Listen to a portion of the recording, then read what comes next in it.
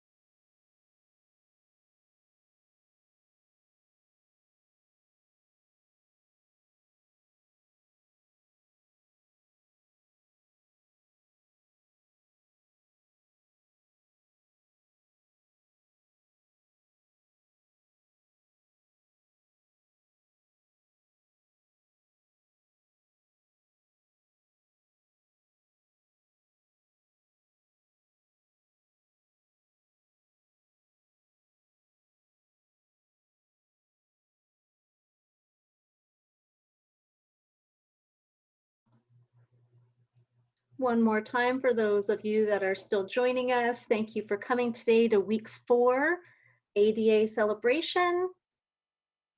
There's still a lot of people filing in. Please keep your microphone and cameras off if you are not presenting, and feel free to use the view where you can see camera participants only. This is being recorded and we are going to start in just a moment. Thank you so much for being here.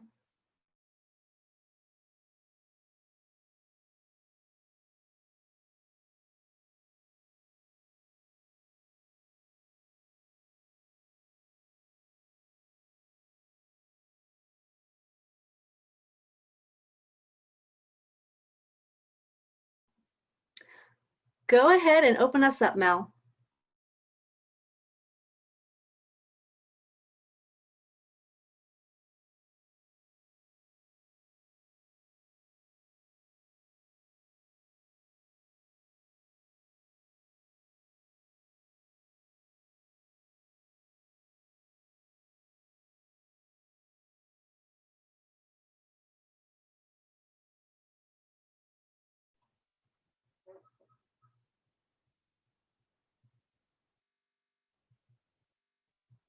I'm wondering if Mel is having some audio problems.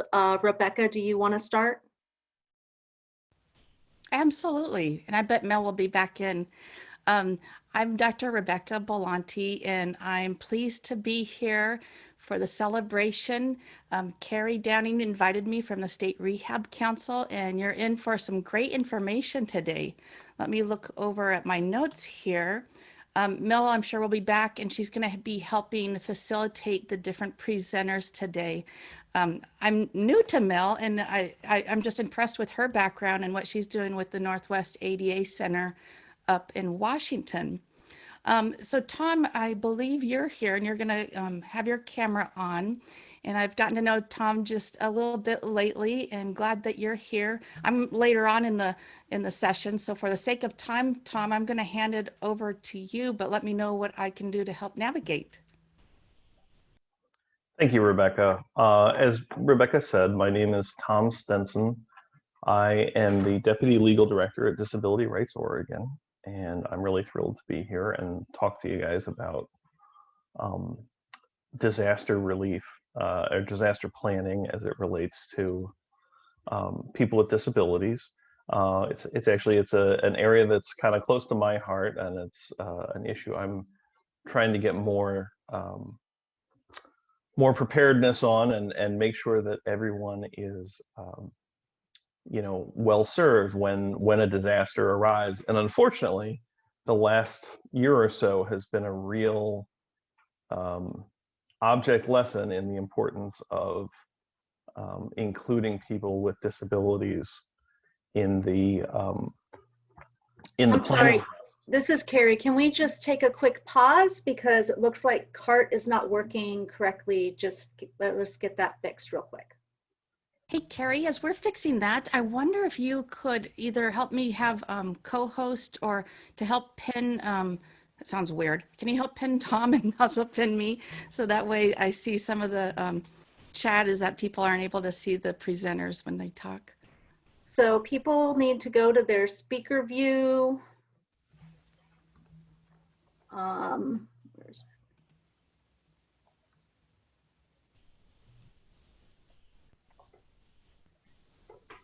I tried to pin myself, but I don't think I have permissions to do that. If you could make me, oh, thank you. There we go. Now I might be able to pin or spotlight.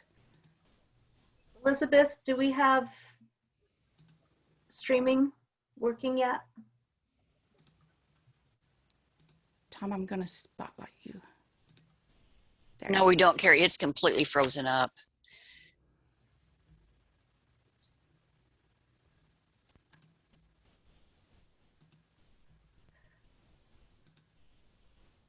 What's the protocol?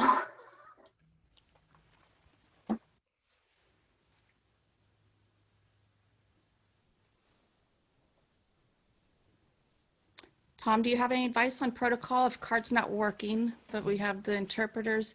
Can the recording be used as a transcription later, or do you have any advice?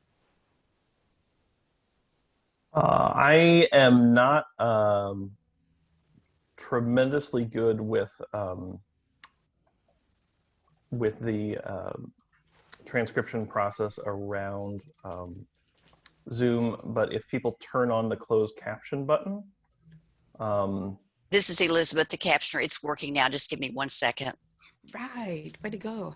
Thank you so much, Elizabeth. And thank you everybody for your patience while we get this fixed. All right, looks like it's working now. Go for it. Okay, everybody, thank you so much again. I'll reintroduce myself. My name is Tom Stenson. I'm the Deputy Legal Director at Disability Rights Oregon, and I am excited to talk to you about emergency preparedness and disaster planning as it relates to people with disabilities. And unfortunately, our last year or so in Oregon, we've had a lot of lessons around the importance of including people with disabilities in disasters. Just a few weeks ago, we had a major heat wave that had killed more than 100 people, many of them with disabilities, many of whom are older. We're obviously still going through a global pandemic that has upended all of our lives and has had some of its most serious impact on people with disabilities. And we've also had an ice storm, series of major forest fires that have displaced people.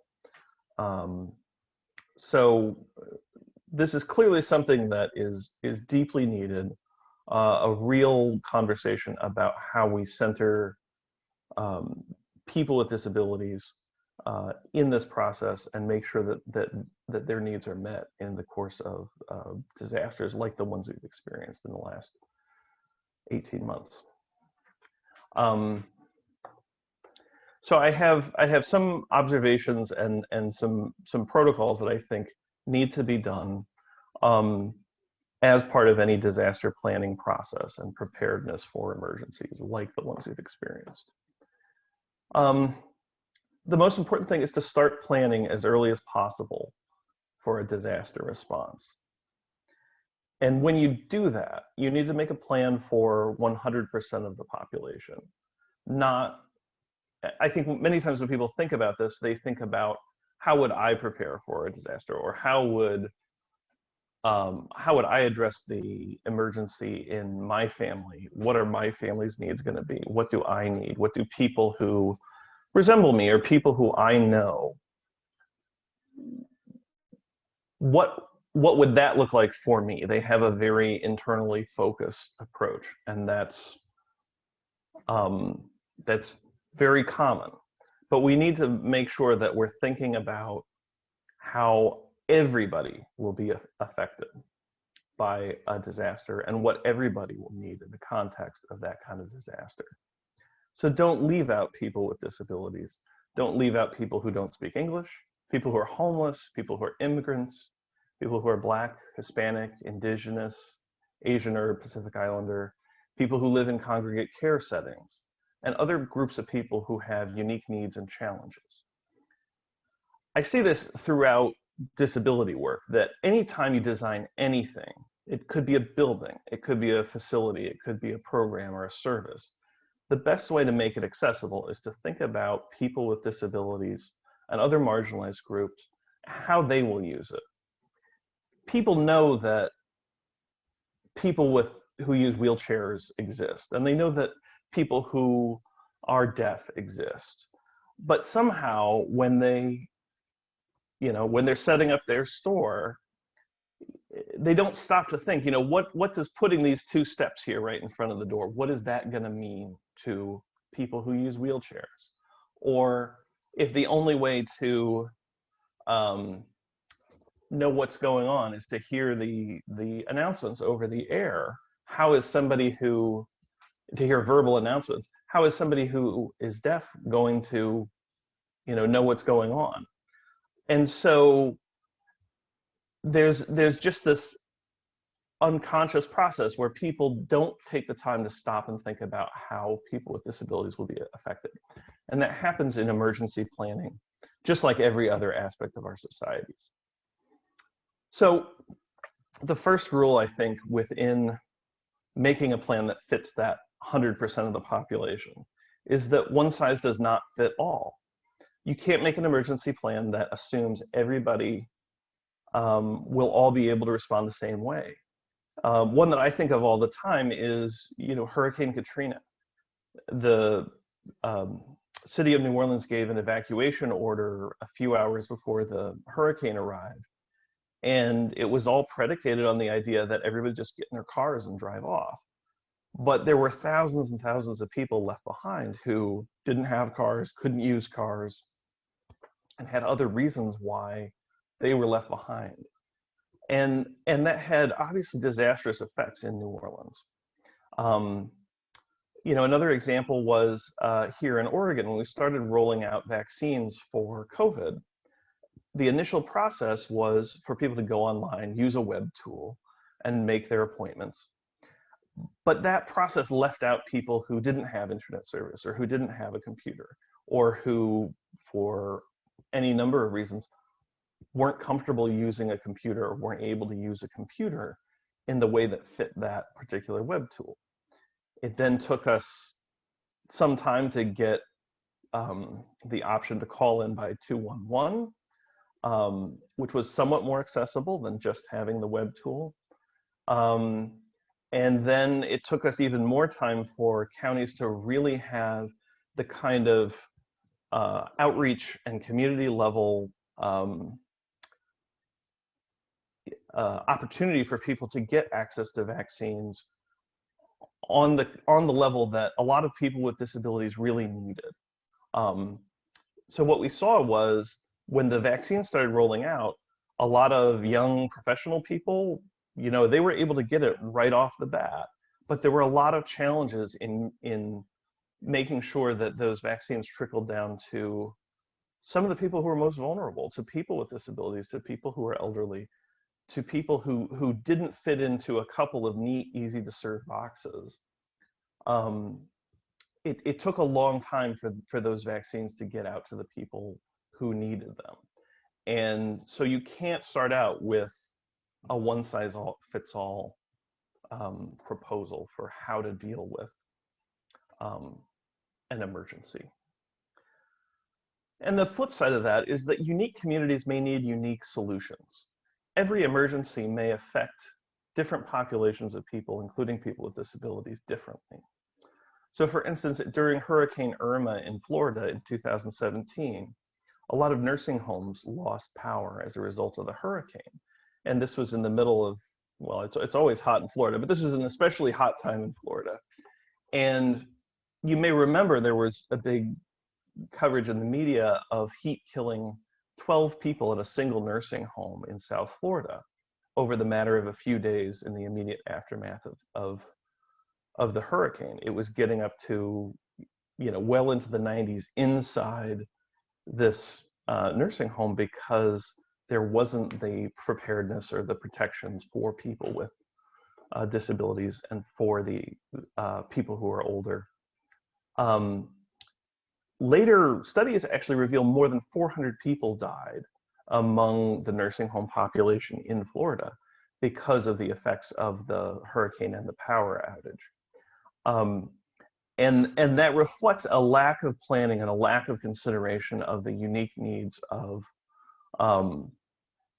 how these kinds of disasters will affect unique populations. You know, for people who fit somebody's parameter of a normal middle class, you know, family with a car and a house with air conditioning, you know, you can tell them to do things that are easy for people in that class, in that category, but there's a bunch of people for whom those proposals are not going to fit. And so you have to be constantly thinking about who are we reaching and who are we missing in our planning and our response. Tom, this is great information. And for those of you that maybe came on a little bit later, Tom's a great connection too. Thomas Stenson, who's an attorney, and I believe you're the Deputy Legal Director for Disability Rights Oregon. Is that right, Tom? Yes, that's right. Okay, and please, we want to encourage people to put different questions that you might have. Tom's a wealth of information, especially the continued equity work that he does for people with disabilities. And towards the end, we're going to have a time for Q&A. And thank you, Tom.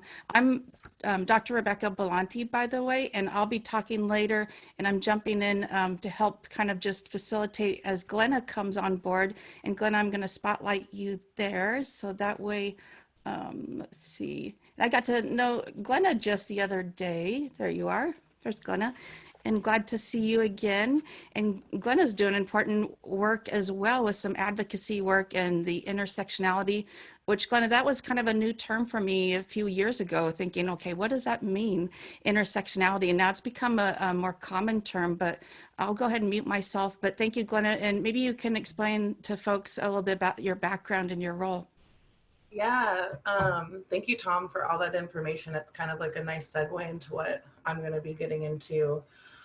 So I've been the Advocacy and Outreach Coordinator for UCP Connections for the last 2 years, but I've been an advocate for individuals for the last 10 years. I've been a support provider in an array of living situations and service areas for over 11 years.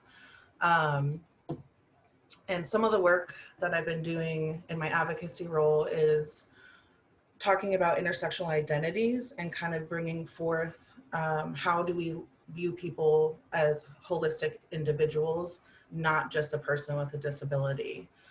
And so I'm going to be talking a little bit about intersection of identity as it relates to access.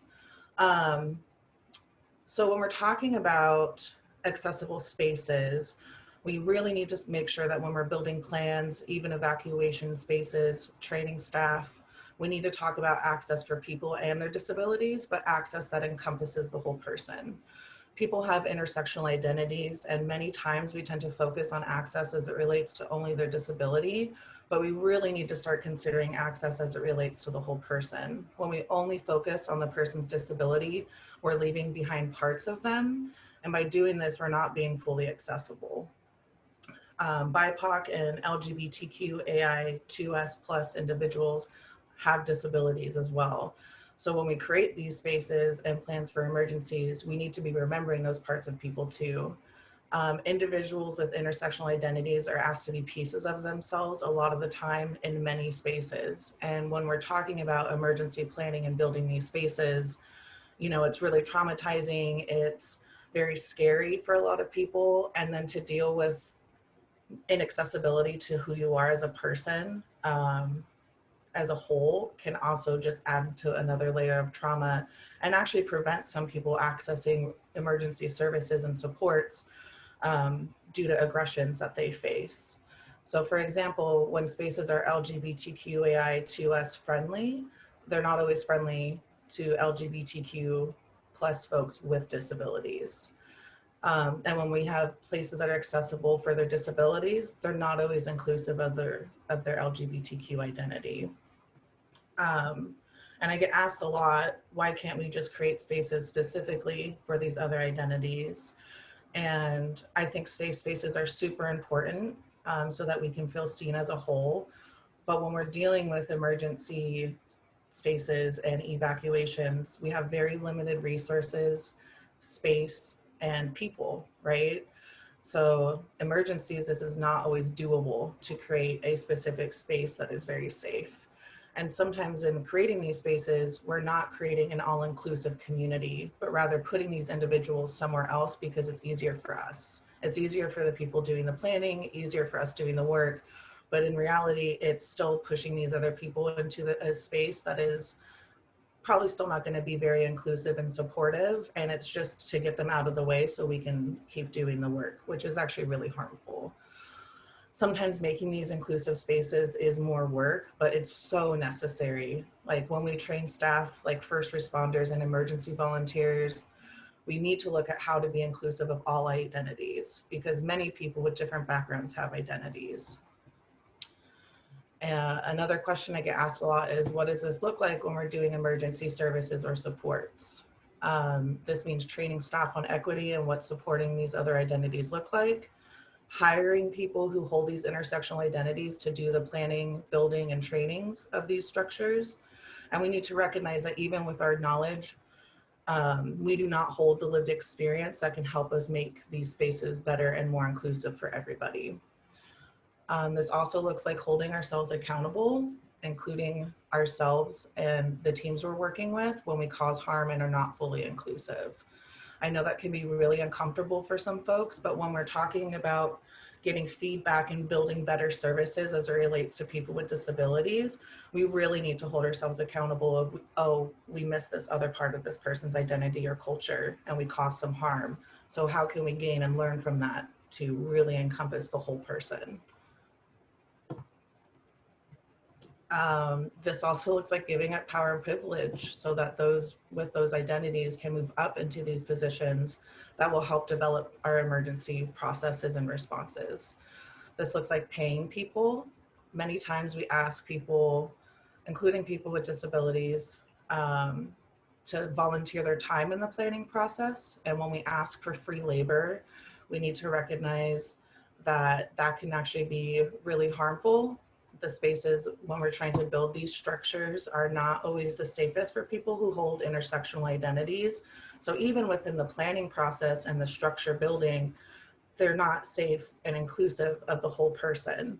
And a lot of the time they don't get the credit or support that they need to be included in the process. So when we're talking about building these emergency responses in these structures, it's generally white, cis, able-bodied, neurotypical people who are getting the money, getting the time to dedicate to this. And then we're asking an oppressed or marginalized community to step up and volunteer their time, and we're the ones who intend to benefit from that. And one thing that I like to reflect on a lot when I talk about like emergency planning and prepping is we have a lot of history to go back on to see where our mistakes have been made. We have so much knowledge within our history of what was inaccessible, looking at other states that have different natural disasters, to kind of learn from each other of like, oh, we harmed this community when we had an earthquake. We forgot to include them in the planning process. So collaborating with each other. For example, like Hurricane Katrina was dealt with horribly, and many BIPOC individuals were harmed and even killed due to how that was handled. So we need to recognize that our own systemic racism when it comes to natural disasters in the planning process and where we're putting resources. Like Tom said, not everybody has access to a car, not everybody has access to air conditioners, and we need to reflect our process and who we're including in our response time and recognize that within these systems that were built, there is systemic oppression for these communities. Evacuation spaces still struggle to make space and accept service animals, including ESAs, and this can lead to many individuals not evacuating from their home. I've heard many times when people also build shelters and evacuation stations that like they're building inclusive or accessible bathrooms and showers, but they're not building them to be adaptable for larger wheelchairs or for extended wheelchairs. They normally go off the very typical design of like the hospital manual wheelchair. So it's not fully accessible because they're just going off this cookie cutter template a lot of the time. And for example, one shelter built this amazing, beautiful shower room, totally accessible, different levels of like shower nozzles. They wanted it to have the option of a shower gurney, but when they built the door, they built it with a pole right down the middle. So larger wheelchairs and even gurneys couldn't even get into the space. So design is really important when we're also talking about this. I know a lot of older buildings also don't even have elevators that will allow certain wheelchairs to fit in them, which can be really terrifying. So having other options to support people getting out of higher level homes. And normally lower income buildings are higher and have multiple floors. And that tends to be something that we miss within our designs. Many of our emergency documents and signage is in English. Sometimes it's in Spanish, but it's really not inclusive of other languages that are typically used in that demographic or geographic location. And a lot of the time we don't even include Braille. So those are just some of the things that I see of areas of improvement when we're talking about emergency planning and building these structures is reflecting on history, really including people who hold these identities in the planning process and paying them a respectable wage for their time and efforts, because they're helping us improve the community, right? So yeah, thanks for listening to me ramble. Glenna, you weren't rambling. That was some great information, and I was taking notes because there's some comments here in the chat. So we have a couple of questions. Is one from Emily, can you explain extended wheelchair? Yeah, so sometimes individuals can't actually bend their knees, so they have a leg rest that sticks straight out of their chair. And depending on the height of the individual, that it really depends on how long their body is. So that can also be one. Also, some individuals that might have like medical equipment that they need to carry, they might have a shelf or extended back to maybe carry an oxygen tank or a ventilator. So it's an extension either on the front, the back, sometimes even on the side. Like some individuals need bars on the side so that they can push themselves up and adjust. So their chair might be a little wider. And then when we're talking about larger bodied people, right, their chairs are going to be wider in general for their bodies to actually encompass their bottom. So we're not looking at just the one size fits all type of wheelchair that normally is used in development of these emergency spaces. They normally go off of the manual wheelchairs that they help people go into the emergency room with. Great, thank you, Glenna. And this is Rebecca Belanti. There's a question, Tom, for you that I'll hold off till later, but another comment, Glenna, from Joanna is deaf, hard of hearing, and deaf blind face autism, which I had to look that up. I haven't heard of that, and that's discrimination or prejudice against deaf or hard of hearing. So thank you, Joanna. And yes, I'm aware, and that's something I think we need to continue to talk about, how to advocate differently or strongly, so people can act more respectful. And I think I just want to add, like, that when I envision that means training staff to recognize different communication styles and being comfortable with asking questions of what is the best way to communicate with you? How can I support you in this? And providing more training on a variety of communication styles, right? Because many different disabilities, low vision, deaf, hard of hearing, nonverbal communication, all of those we affect a lot of different people in different ways. And when you're dealing with an emergency and you're trying to communicate what's going on, am I safe? That just adds to the trauma to the situation, and it can be really terrifying. And that's when a lot of people rely on their supports and their own advocate. But in an emergency, that's not always an option, to bring your support person with you. And it's something that I've heard is why a lot of people don't go to shelters or emergency evacuation zones. They either never leave, or they have a different plan to leave with their support and go with their support and their family, rather than what they would rather do due to accessibility barriers. Glenna, thank you. There's also a couple remarks, one from Eric that says, thank you for the clear explanations, and so glad that you're recognizing the whole person. So thank you, Glenna. And there's a few more questions that we'll keep track of, and glad that people are getting some good information. As we shift over, I'm going to talk a little bit, and Mandy Pritchard, I believe, is here as well, and I'm going to hopefully share my screen here. And again, I'm Rebecca Belanti, founder and director of Belanti.net. And 31 years, I was thinking of the ADA, and I remember when I was working for Voc Rehab here in Oregon, celebrating the Sweet 16. So that shows you a little bit how old I am, which I'm grateful to have every year that I've been alive. But I've worked with Voc Rehab here in Oregon, also a little bit with the Commission for the Blind. Was a Voc Rehab counselor for many years, and a certified rehab counselor, and very proud of that. It's interesting how my career has shifted in the last few years, and I'll tell you a little bit more about that. But after being a Voc Rehab counselor, and I got to work with different tribal communities and veterans, I went to a college here in Salem, Oregon, Chemeketa, and worked as a disability director for about 15 years. And after Virginia Tech happened back in 2007, my career shifted because I still was passionate and continue to be passionate for working with people with disabilities, but also wanting to prevent targeted acts of violence from occurring. And so really shifted my research and some of my work towards the prevention, and then also the emotional support that takes place or needs to take place after an event. And we're talking today about the pandemic. Our panel group, we talked a little bit about the fires, but whether it's a small scale or large scale event, to really think about what resources that we need in place so we can better support each other, thinking of things of access, different ways to have materials. With our company, we do consultation training in research and development.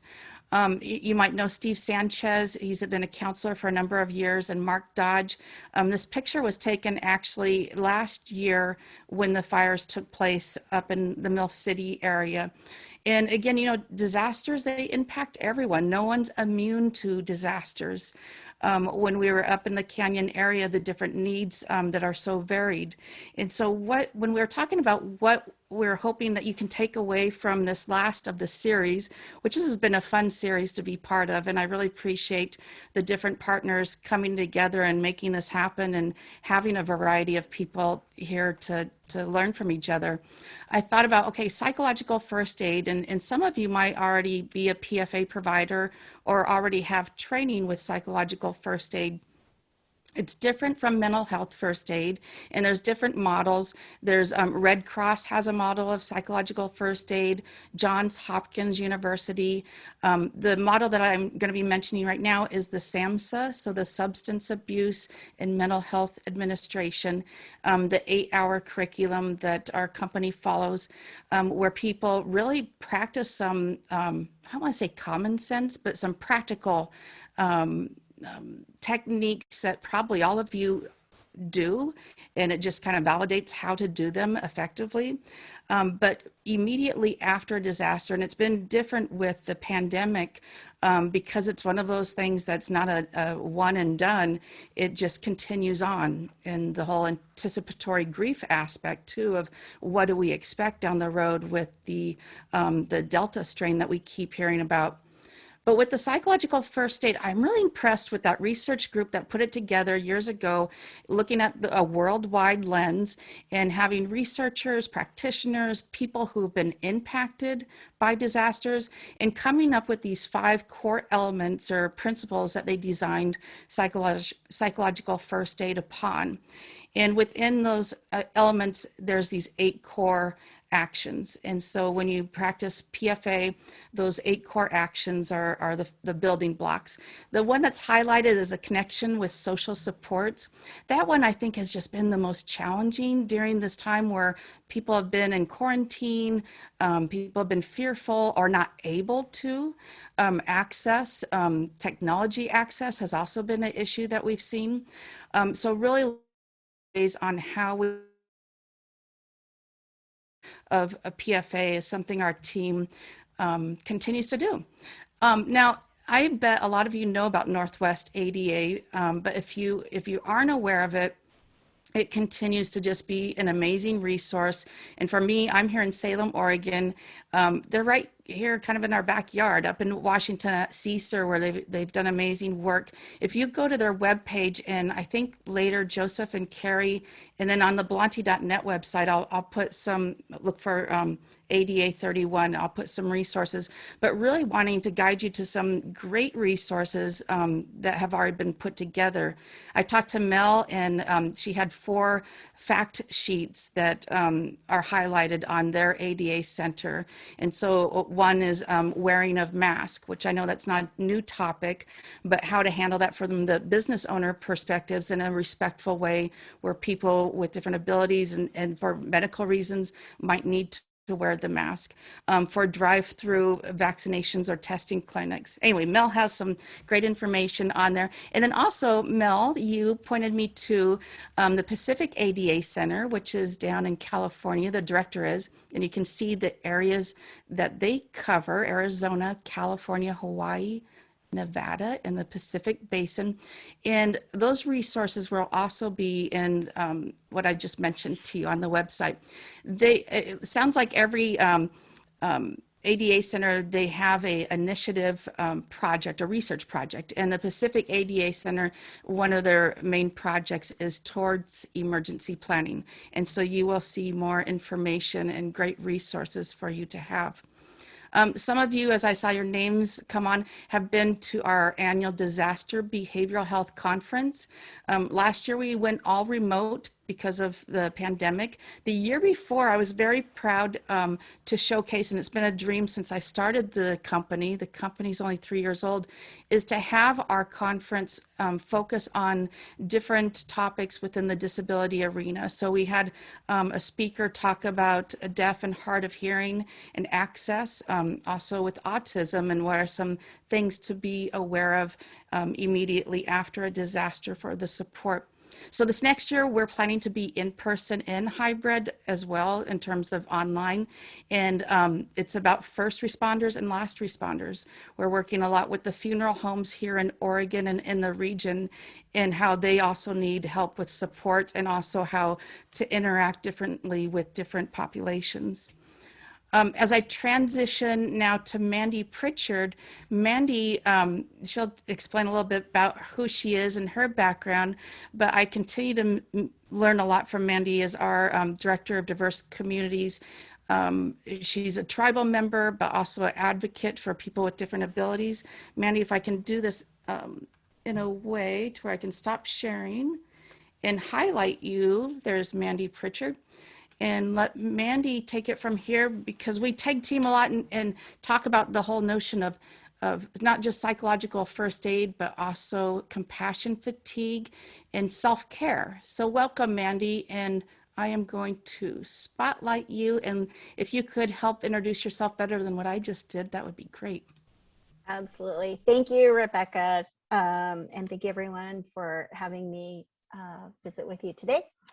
As Dr. Belanti mentioned, I'll be talking a little bit about compassion fatigue, but just to give a little bit of my background, I've got a background in counseling education.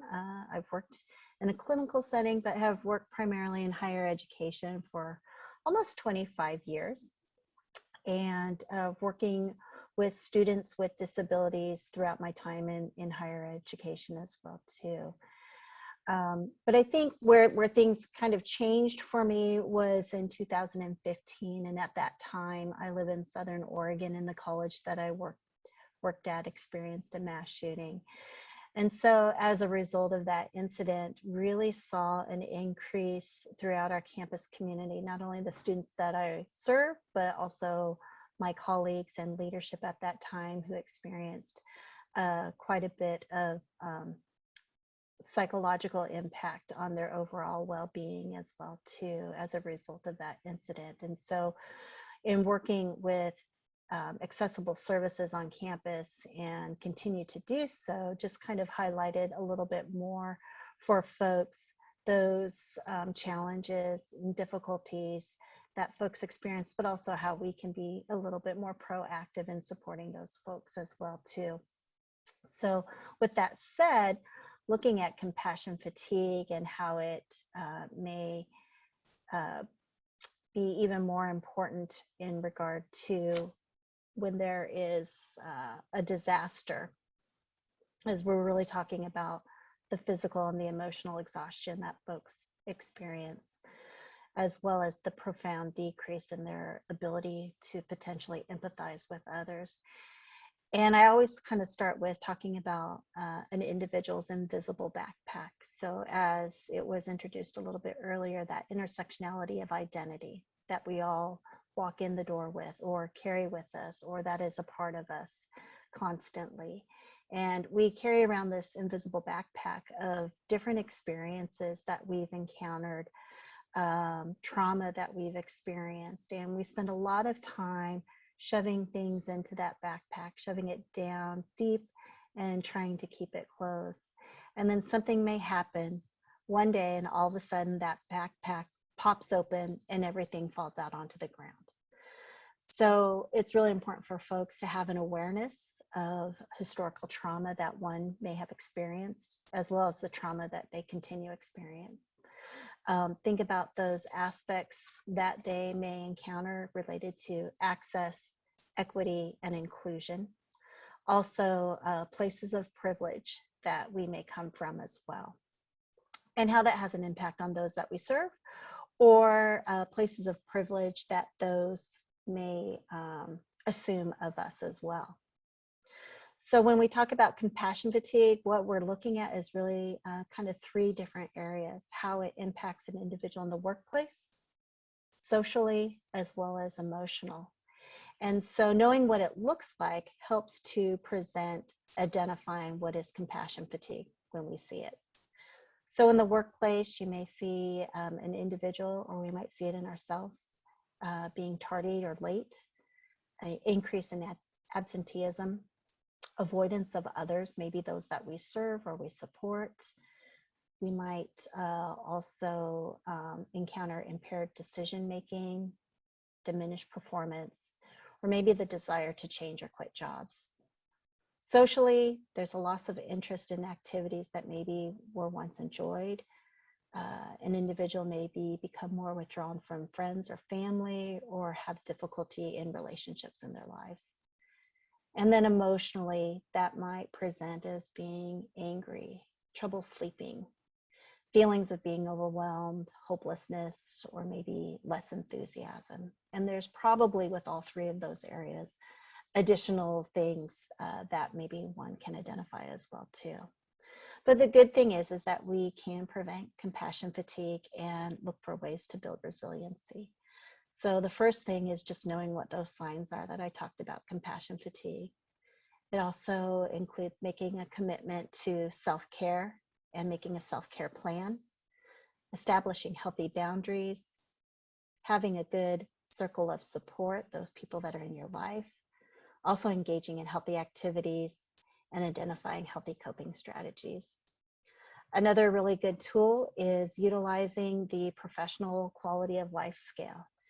And it's a scale that is used that you can take every few months, but it's really helping to identify our compassion satisfaction, our prevalence to burnout, as well as secondary traumatic stress. So one of the things I encourage everyone to do is to be aware of the resources that are available to you and to those that you serve, and how they may apply to unique populations as well. Thank you. Thank you, Mandy. And you mentioned this is Rebecca, by the way. You mentioned the ProQual, and that's something that we'll have on the website at Belanti.net. Look for the ADA31, and it's a fillable, as Mandy mentioned.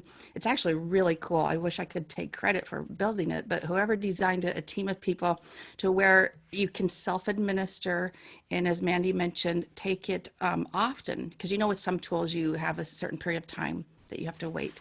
And so really when myself and when we've worked with groups of people, just changing one thing in your routine can make a difference on that compassion satisfaction and the compassion fatigue.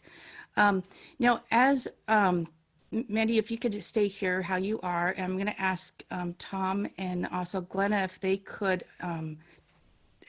turn on their video, and then we'll spotlight them as well. And then see if there's any live questions. And then also we will have Joseph and Carrie towards the end. This has just been really cool to have. I mean, look at over 180 people here celebrating with us. And I'm trying to multitask here, Mandy. I'm not doing a very good job. Let me find who I need to be spotlighting here so we can all come on board. And Mandy, I don't know if you see any questions that are in the chat.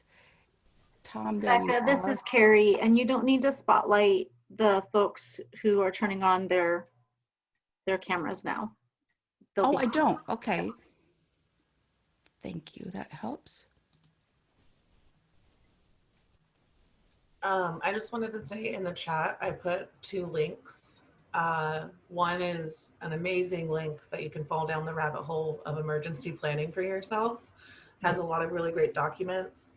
They're not really accessible if you're not able to like read long documents and are in depth. There's no visuals.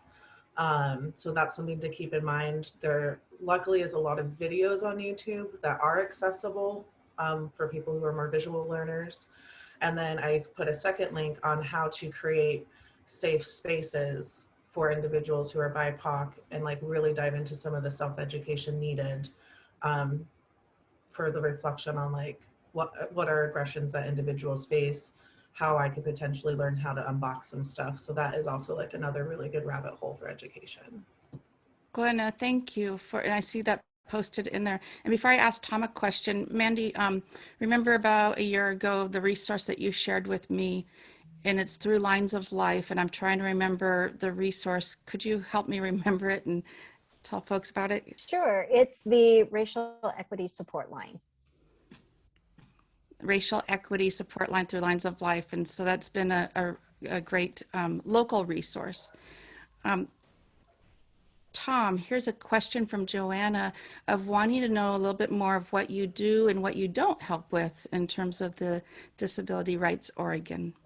And this is Carrie. Sorry to interrupt. I'm going to go ahead and put the poll up while you guys finish your Q&A. Sure. So Disability Rights Oregon is an organization that works with people with disabilities to ensure that they're not abused or neglected, and to make sure that their rights are vindicated.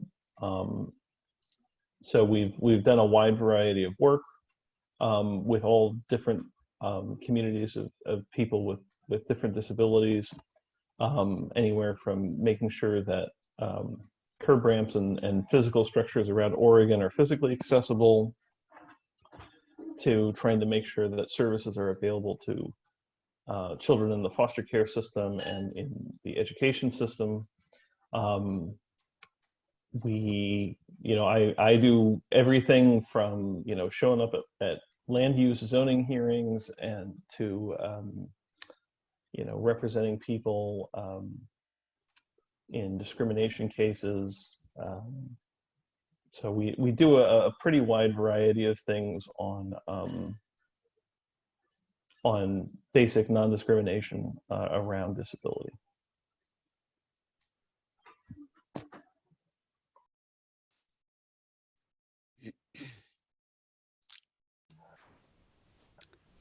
Thank you, Tom. And I do remember when I was a practicing voc rehab counselor, how you were also, not you yourself, because we didn't know each other back then, but the DRO was a great resource to tap into. Are there any other questions, Glenna and Mandy, that you're seeing in the chat? Or Carrie, do you have any questions for the panel? It doesn't look like for the panel there's any questions. Yeah, there's some questions in there about the poll, Yeah. but I didn't see any. This is Carrie. I see a question about how to get info on the psychological first aid. I posted a link in the chat that I personally used. It's free. It was actually really informative, and it's like a mixed style of learning where some of it is reading comprehension, but then they also have videos. And what I liked about it is you could actually highlight and make notes during the transcription of the video, which is normally below each one. But I don't know if any of the other panelists had another resource. Glenn, I see the one you put in there, and that's the one through Johns Hopkins that I went through. And you're right, I did enjoy that one, especially the role play.